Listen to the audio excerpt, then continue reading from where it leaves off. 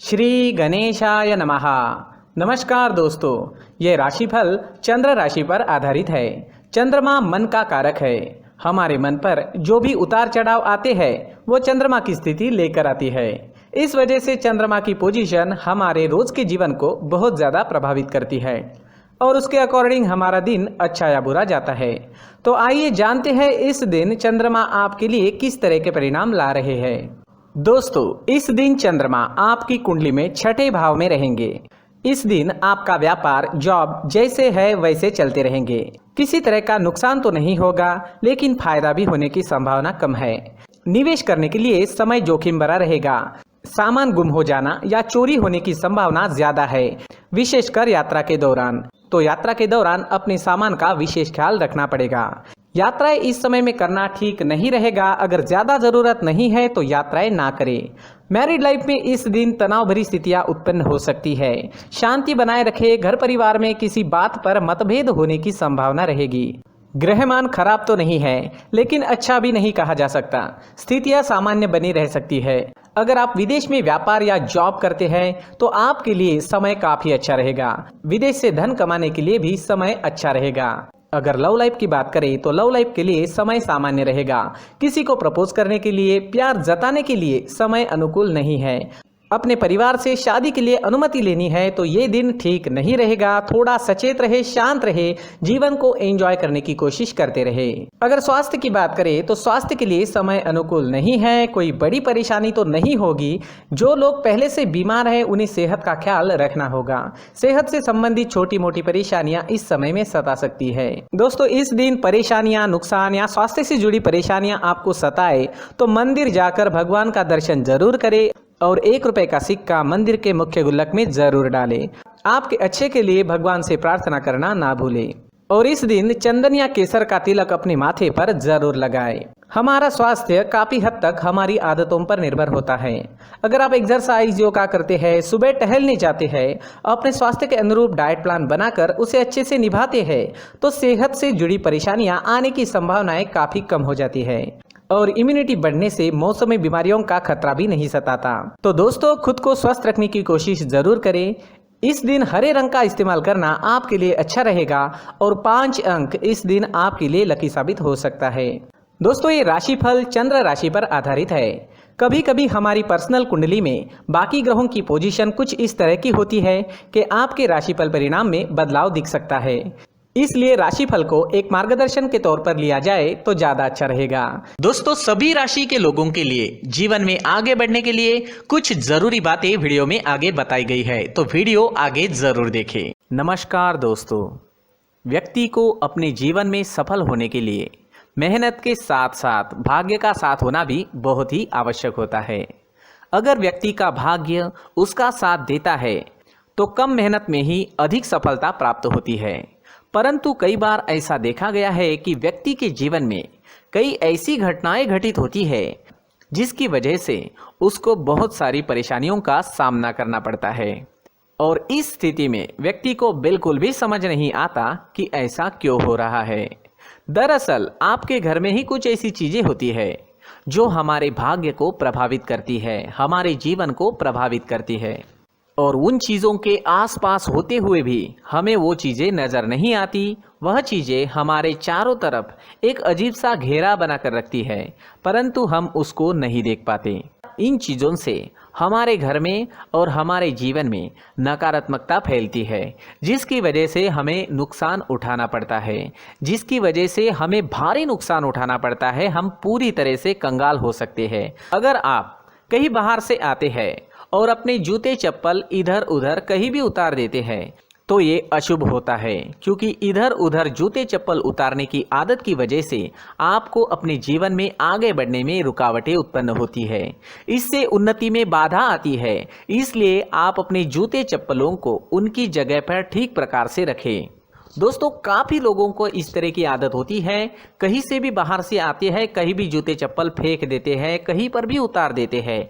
कुछ कुछ लोग तो घर के एंट्री के मेन डोर के सामने ही जूते या चप्पल डायरेक्टली उतार देते हैं। ये तो बहुत ही गलत है। साथ ही कुछ लोग जूते चप्पल उल्टे रख देते हैं, उस पर ध्यान नहीं देते। लेकिन इन चीज़ों पर ध्यान देना बहुत ज़रूरी होता है और जूते चप्पल हमारे जीवन को बहुत ज़्यादा प्रभावित करते हैं। दोस्तों ध्यान रखें, जूते चप्पल हमेशा साफ सुथरे रखें और उनको उनकी जगह पर रखें। उनके लिए एक स्थान बनाएं, उस स्थान पर रखें। अगर कोई व्यवस्था उनके लिए की है तो बहुत ही अच्छी बात है, वहां पर उन्हें रखें, साफ सुथरा रखें। जूते चप्पलों को उनकी जगह पर कुछ इस तरह से रखें कि वो देखने में भी अच्छी लगे। अगर वो चीजें देखने में अच्छी लग रही है तो फिर उनसे नेगेटिव एनर्जी उत्पन्न होने की संभावना बिल्कुल भी नहीं रहेगी। तो दोस्तों इस बात का ध्यान जरूर रखें। साथ ही दोस्तों एक और बात है जिस पर आपको ध्यान देना बहुत जरूरी होता है। हमारे घर के छत के ऊपर जिन चीज़ों का हमें काम नहीं होता है उन्हें हम घर के छत के ऊपर रख देते हैं। ऐसा करते करते देखेंगे तो घर के छत के ऊपर कबाड़ जमा दिखता है। जी हाँ, जो चीज़ें हमें लगता है आगे जाके हमारे काम में आ सकती है वो हम घर के ऊपर रख देते हैं, लेकिन वो चीज़ें तो काम में नहीं आती, हमारे जीवन पर वो चीज़ें बहुत ही गहरा निगेटिव इफेक्ट डालती है। इसलिए हमारे घर के ऊपर का जो भी एरिया है वो पूरी तरह से साफ सुथरा रखें। जी हाँ, साफ सुथरा रखना है और एक भी बिना काम की चीज हमारे घर के ऊपर नहीं रखनी है दोस्तों। नहीं तो हम जीवन में मेहनत करते ही रहेंगे और हम जितना पा सकते हैं उतना नहीं पा सकेंगे, क्योंकि ये चीजें हमें कहीं ना कहीं हमारे जीवन में पीछे रखेगी। इस वजह से घर के छत को पूरी तरह से साफ रखें, पूरी तरह से साफ सुथरा रखें, क्लीन रखें। साथ ही दोस्तों हम हमेशा देखते हैं घर के ऊपर जाने के लिए जो सीढ़ियां हैं, उन सीढ़ियों के नीचे जो जगह होती है वहां पर सामान हमेशा रख दिया जाता है। वो जगह ही ऐसी है कि सामान को खींच ही लेती है। वहां पर आपको कुछ ना कुछ सामान मिलेगा ही। जिन लोगों को पता नहीं है उनके घर आपको सामान मिलेगा ही, लेकिन जिन्हें पता है वो लोग हमेशा सीढ़ियों के नीचे की जगह साफ सुथरी रखते हैं और एक भी चीज वहां पर आपको नहीं मिलेगी। क्योंकि अगर हम सीढ़ियों के नीचे सामान रखते हैं तो हमारी उन्नति होना बहुत ही मुश्किल है। जी हाँ, सीढ़ियों के नीचे कूड़ा कचरा कबाड़ अगर हम जमा करके रखते हैं, कोई भी सामान रख देते हैं, तो उस वजह से माँ लक्ष्मी हम पर प्रसन्न नहीं होती। माँ लक्ष्मी हमारे घर में आने की संभावना बहुत ज़्यादा कम हो जाती है। तो दोस्तों इन चीज़ों पर ध्यान रखें। हमारे घर की जो सीढ़ियाँ होती है उनके नीचे की जगह हमेशा साफ सुथरी रखें, क्लीन रखें। साथ ही दोस्तों अगर आपके घर में ऐसी कोई चीज मौजूद है जिसका आपको काम नहीं है, जैसे टूटे फूटे बर्तन, आईना, तस्वीरें, इलेक्ट्रॉनिक सामान, सोफा, कुर्सी, टेबल, पलंग, घड़ी, झाड़ू, गमला इत्यादि, तो आप इन सामानों को अपने घर से तुरंत ही बाहर निकाल दीजिए, वरना इससे आपको बहुत बड़ी परेशानी हो सकती है। आपको ये चीजें कंगाल बना सकती है। तो घर में ऐसी चीजों का मौजूद होना शुभ नहीं माना गया है। इससे धन की देवी माता लक्ष्मी जी का प्रवेश घर में नहीं होता है। इन चीजों से आपके घर में नकारात्मक ऊर्जा का संचार होता है और जिस वजह से व्यक्ति को मानसिक समस्याओं का सामना भी करना पड़ता है। व्यक्ति के मन में चिड़चिड़ाहट होती है और छोटी छोटी बातों पर गुस्सा आने लगता है। आप जो भी कार्य करते हैं उसमें आपका मन नहीं लग पाता है। इस व्यक्ति का जीवन घर में मौजूद इन चीज़ों की वजह से अंधकार में डूबने लगता है। इसलिए आपको घर में बिना काम की चीज़ें, कूड़ा कचरा नहीं रखना है। दोस्तों एक और ख़ास बात है, हमारे घर में मकड़ी का अगर जाला है तो वो बिल्कुल भी शुभ नहीं है। जी हाँ, वो अशुभ माना जाता है। घर में मकड़ी का जाला होना अशुभ है। इससे आपके अच्छे दिन भी बुरे दिनों में बदल सकते हैं, क्योंकि मकड़ी अपना जाल शिकार को फंसाने के लिए बनाती है। और अगर आपके घर में मकड़ी का जाला है तो इससे घर में नकारात्मक ऊर्जा का प्रभाव अधिक बनता है और वास्तुशास्त्र के अनुसार इससे सकारात्मक ऊर्जा का नाश होना शुरू हो जाता है और घर में नकारात्मक ऊर्जा बहुत ज़्यादा बढ़ जाती है। इसलिए आप अपने घर को हमेशा साफ सुथरा रखें।